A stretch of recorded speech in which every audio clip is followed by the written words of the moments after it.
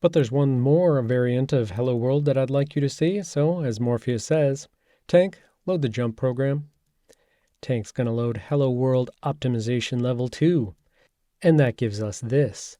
This is Hello World Optimization Level 2. 3 assembly instructions. That's it, just 3. And of those 3, there's some magic constant here. And if we look at that, that is the address of the string. So examine as string, that is the string hello world. So we once again have the WPC getting the current program counter, adding 208 to it, getting a string pointer into argument 0 before it calls to puts. And then it calls to puts, but it's doing a J, not a JAL. Well, friendly friend Cypher says J stands for jump.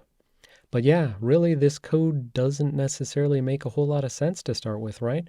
We call Hello World's main, and this is all there is. It's just passing an argument to puts, and then it's done. How can that be? A subroutine directly returning to the function that called me? Is that even possible? Free your mind. Jump. Whee. Puts. That's right, jump over to puts. But of course, J is pretending to be something that it's not. It's actually JAL.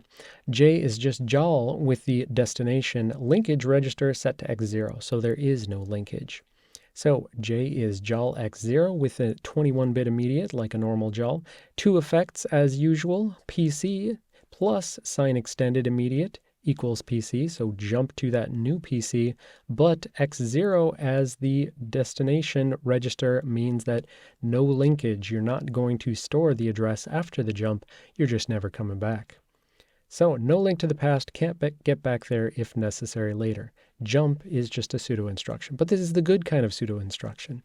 It's not evil like those other V reptiles. But there is a lounge of pseudo instructions that we talked about before, and this was the one that I was hiding from you. J is just a jump. It is a JAL with X0 and an offset. So we had our JAL, and J is the pseudo instruction that goes to JAL.